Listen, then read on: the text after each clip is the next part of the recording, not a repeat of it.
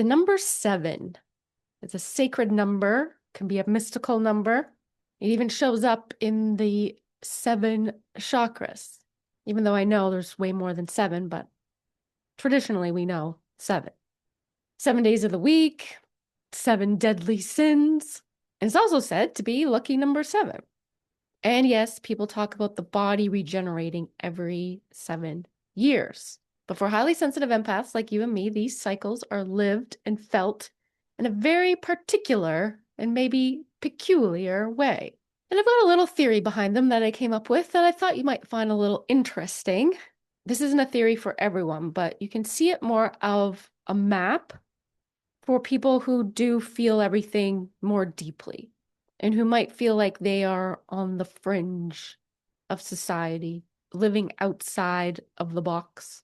Maybe you can even sense the undercurrent of these 7-year cycles in your own life. I, for one, do, because I just completed the end of the 7th cycle. These 7-year chapters are not just changes of age, they're initiations. Each one carves into us, shaping our sense of safety, creativity, love, power, and awakening. So in this video, I'm going to walk you through the 7-year cycles of life, not as a philosophy, not even as a psychology, but I guess more as a lived experience for myself and maybe for you too.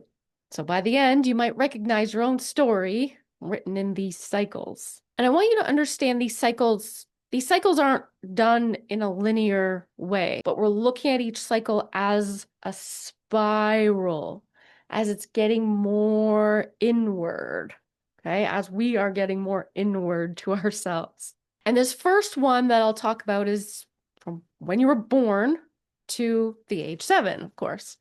And we can call this the rooting years, because this is the time in our lives that is said to be when the framework of our psyche is laid down. We are the most impressionable during this time. And it's also when our attachment style is created. And since I'm calling it the rooting years, yes, our foundations, our roots, but we can also attach this time in our lives to the energy center of the root chakra, because this is the energy of safety and security. During this phase, we determine if the world is a safe place to live or if we need to be more cautious. Moving forward, this energy is always being challenged. Our sense of groundedness and safety is a home base for everything. And this is why I see a lot of the inner child work that we do is going to bring us back to sometime between the ages of 0 and 7 as a core memory that continues to play out in our current realities of feeling safe, of feeling secure. And this we will see show up as it relates to our fears of failure, fear of abandonment, and fear of rejection. This is also a time that if you grew up in poverty or scarcity of any sort, it's likely that it's going to be carried with you in the following cycles until you've reached the heaviest dark night of the soul. We'll get to that one later. Any limitations that you face during these years is being subconsciously programmed into you, which you'll see limiting your future growth until you've managed to uncover them in later years. I see this time as when our natural talents are observed. And depending on how well they're nurtured and explored, will depend on how well you're able to integrate the challenges of these upcoming cycles. Someone who had a love for painting and art, but instead was forced into hockey, they might experience a different outcome in terms of their own individuation in the cycles to come, versus someone who loved to play music and was supported in this endeavor. It's likely that they're going to hold a stronger foundation for overcoming personal limitations in the years to come. This is what we can see as a protective factor that is being rooted in those early years. Ages 7 to 14, we can call the shaping years.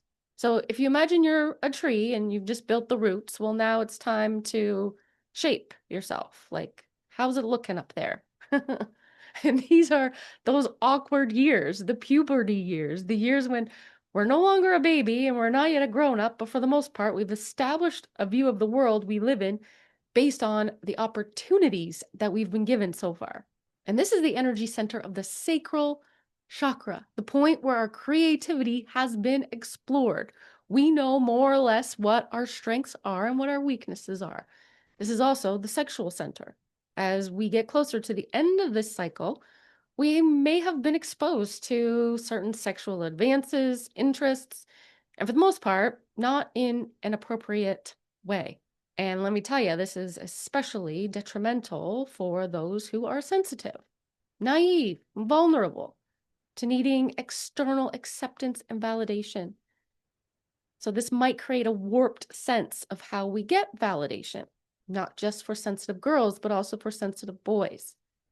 Bullying, not fitting in, seems to be even more pronounced in this cycle. And thus, the energy center becomes more cautious than it is playful. There is very much a need to belong and be accepted. The awareness that one is different in some way comes to light. But it's still not certain in what way. The fear is being challenged instead of building trust. Codependency is setting in as a learned behavior, as is the fawning and people pleasing that start to show up during this time. And that anxious attachment style is likely to be the most dominant. And not only that, the general anxiety that one feels has surfaced, and it's likely that it's going to be seen in the cycles to come. A saving grace moving forward will be the ability to hang on to and commit to one's creative talents and interests. Again, is your protective factor in place to get you through the rest of these cycles, or has it been diminished? When our inner child work goes back to the ages between 7 to 14, it is to address self-confidence, self-esteem, self-worth. Feelings of doubt and anxiety become more rooted in this cycle, and if not supported, it's going to carry on through the following cycles. The truth is that it's highly unlikely that our doubts and worries are ever understood, and if tended to, would be with dismissal and invalidating experiences. Don't think that way. Don't feel that way. Why would you feel that way? You have no reason to worry or to doubt yourself. Oh, we all doubt ourselves. Get over yourself.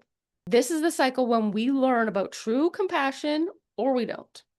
And when we go back, it's always what we wished someone would have listened, understood, or just been present with us without fixing anything, without dismissing it with a joke or a laugh or a distraction to a treat or a fun activity. And of course, if that's what happened, then moving forward, that's the way you'll end up treating yourself and probably your own kids too. Then we get into what I call the storm years, ages 14 to 21. This is when one's personal power and freedom, individuation is launched. If one hasn't secured their sense of safety in the world, then there's not going to be much of personal power felt.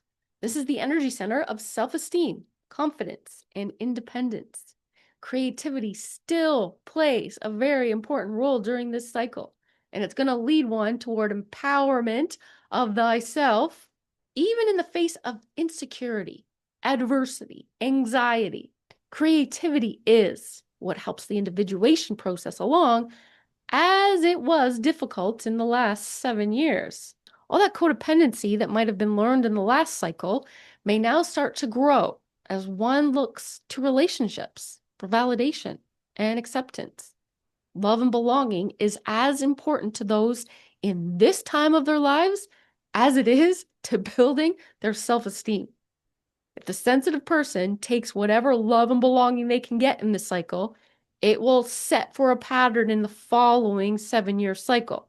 But if they can release this need, they might be saved from the codependency of relationships. But instead, they might find themselves pursuing validation and acceptance from a career, where they might find themselves over-invested as a way to prove themselves worthy. This can also be the first cycle where that dark night of the soul might appear. It can be a very dark, depressing, even morbid time that's characterized by disconnection with society, with the self, self-harming behaviors, and even ongoing projection of harm from family members unconsciously taking place, only to really be discovered as how harmful all that really was in the next cycle. Core memories that are found in this age are anger, frustration, and feeling overwhelmed. Many sensitive people will stuff down the feelings of anger and frustration. And even if expressed, they're going to be chastised for it. So you quickly learn that anger and frustration get you nowhere. And instead, you internalize that anger and frustration into yourself, leaving you feeling overwhelmed with so many emotions. It's probably also the time when the body starts to gain a lot of tension and discomfort and chronic pain starts to set in. And because you've got this overwhelming of emotions that are not allowed to be expressed and it's too much, this is what leads to that dark time. And now holding on to such a low vibrational feeling with no outlet, but back into yourself, leads to a lot of self-destructive behaviors. It can be a very confusing time. And so then we get into the searching years, which is 21 to 28. A surge for meaning of life is sought after here. This is where we are challenging the norms that we were raised with. We're even challenging our present relationships with our parents, with our friends, with our siblings. From the ages of 21 to 28 is when the heart is open to marriage, relationships, settling down, and long-term commitments. If the sensitive person is immersed in work instead, then relationships will take a back seat and not be as important. But this might also be the years when the creativity is really lost. And it's not to say the creativity is lost. It might just not be fueled from inward motivation, but the craving to view aesthetically pleasing beauty, music is still very much at the forefront of their existence. Because remember, this is where the searching is happening. Literature, poetry. And it might be the first time that you come across your first spiritual text that starts to change the trajectory of your life. There is this desire that comes at the end of the cycle for balance, meaning, wholeness, and meaningful relationships, which is why there might be a complete overhaul in this area. And that anger and frustration from the previous cycle may now have been completely silenced.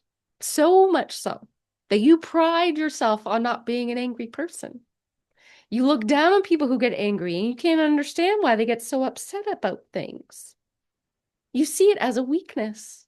So now we go into the illusion years. This cycle has emerged to a very clear lack of personal boundaries.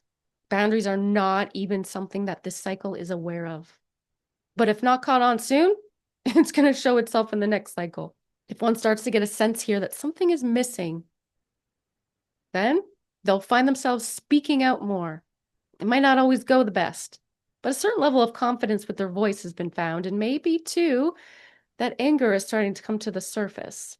They may have chosen a life with someone who seems to check all the boxes, but people-pleasing tendencies are still quite prevalent because, remember, there's an extreme lack of boundaries. And despite all that knowledge that they've gained up until this point, it's still mostly very innocent. They find themselves agreeing to things that deep down go against their values. There is an illusion of safety and security during this time, but they're still pretty reckless in their choices and decisions when it comes to friends and relationships. They might be excelling at work, but they're too advanced for their own good. And likely, they're still settling in roles that they're soon going to outgrow. So this is when your pride, your codependency, your numbing has all come full tilt. You're fully in the illusion. You can't even see it. You think everyone else is the problem, or you don't see any problems at all. Then we come to the awakening years, age 35 to 42. This is by far the most predominant cycle of seeing things for what they really are. They start to open up, see their own blind spots, but maybe still question themselves. They know this whole time they have chosen a path that was to impress others, to please others, or to even help and be of service to others when their own creative interests and talents take that back seat. They will often go on a deep spiritual journey at this time. They might have experienced something called a Kundalini awakening and go through another dark night of the soul. This might also be a time when spiritual psychosis or spiritual bypassing, spiritual ego all come to the surface, unbeknownst to them, of course, that that's what that is. They might take a huge leap of faith in some way to really pursue their creative endeavors, really go full force into it for once and for all, especially with all this energy that they're generating on this spiritual awakening. Then we come to this last cycle. I mean, of course, there's going to be some more, but in this video, as I'm talking about, the 7 cycles, which I will call the Pheonix Years. And keep in mind, that last cycle had a very dark night of the soul, but this one, well, that's why it's called the Pheonix Years for a reason. For many sensitive people, depending on the trajectory of their life, this will prove to be the most transformational and awakening period so far. And like I said, it's going to come with another dark night that is even heavier than the previous cycle, but not too different from their first one back in the 3rd cycle of life, from when they were around 14 to 21. This is because there's going to be another period of recklessness, self-harm in some way, and possibly a resurgence of codependent patterns. But by the end of this cycle, most have come to a state of resolve. And if not in this cycle, then for sure by the next, ages 49 to 56. And even later bloomers may find this in 56 to 63. Because it's very possible that this 42 to 49 year cycle can drag on into another 1 or 2 cycles and another 7 to 14 years, depending on one's capabilities to escape that last dark night.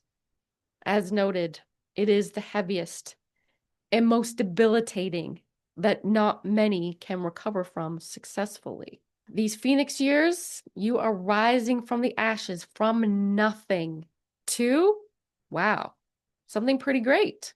So of course, our lives don't all unfold the same.